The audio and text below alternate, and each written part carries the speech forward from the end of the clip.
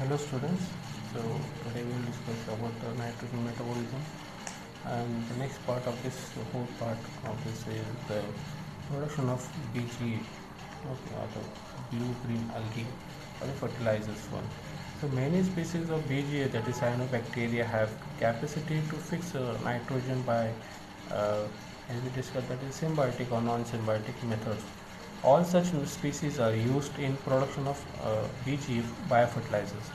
So examples are the nostoc, anavina, Cleosepsi, or Osculatoria, okay, then stigmina.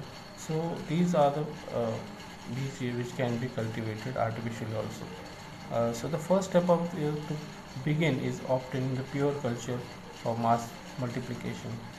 Okay.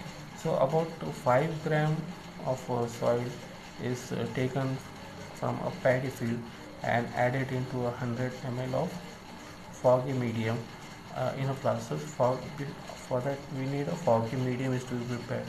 So this foggy medium is prepared by adding various chemicals in this. Okay, foggy medium is needed. Then we need a soil also, some water.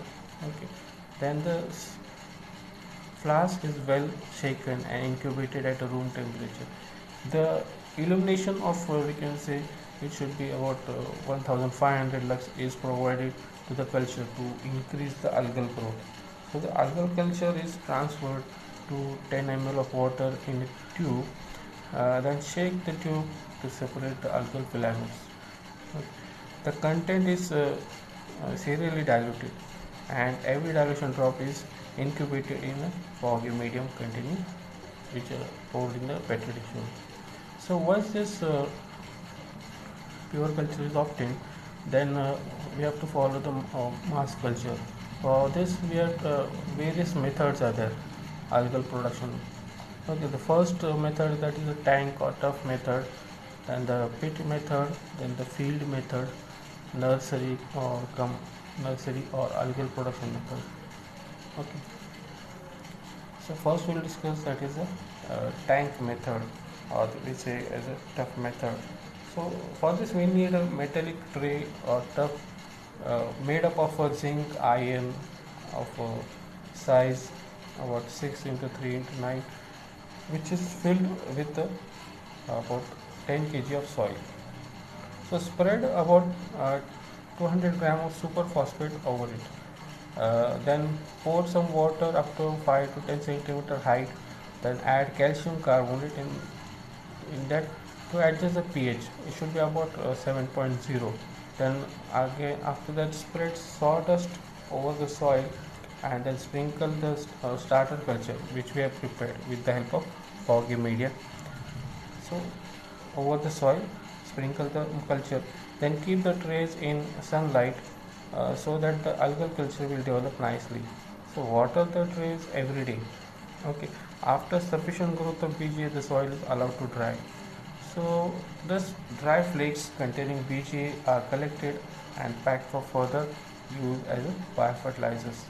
So this is the method of tank method. So in this we can use the permanent cement tank also we can prepare instead of tray for this BGA biofertilizer. So the next is the production of BGA by the pit method. So in this we have to make a shallow pits under a sunlight and in the open area we can say, and line them on the inner side, cover it with a polythene sheet to avoid repulsion of water. Okay, so then fill the pit with soil up to 20 centimeter and water the pits up to 10 centimeter height. Then after the measuring the pH with the help of carbofuran, we have to add it, okay, uh, to the pits to avoid infection from the soil borne fungi. Okay, then spray sawdust over the soil in all pits. Now sprinkle the culture, foggy culture, starter culture we can say, over the soil in the pits.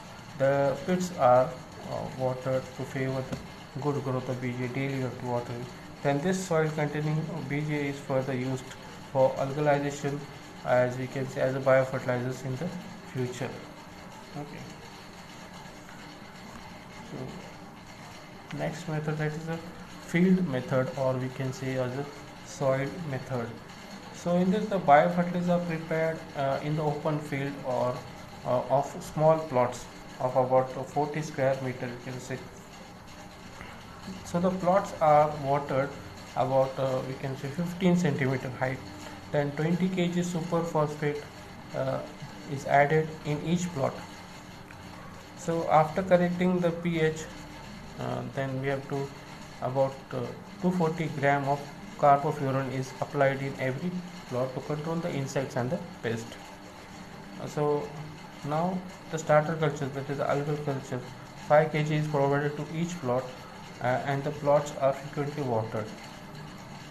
So after the 3 to 4 weeks, BJ is well developed in all the plots in the clear sunny area, we can say clear sunny weather.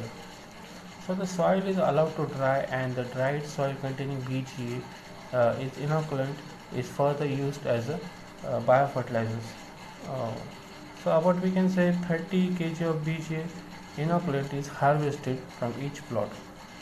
So after harvesting, uh, the dried or the we can say well dried BGA flakes are uh, packed in sunny bags. The bags, so bags are stored in a cool, dry place. So these BGA bags can be preserved for 3 years without losing its efficiency. So a 10 kg of BGA is inoculant is recommended for 1 hectare of floated rice. So the dried BGA flakes are introduced to the field after 10 days of transplantation of rice seedlings. So the application of BGA to crop is known as algalization. So it increases the yield up to 35% in rice field. Okay.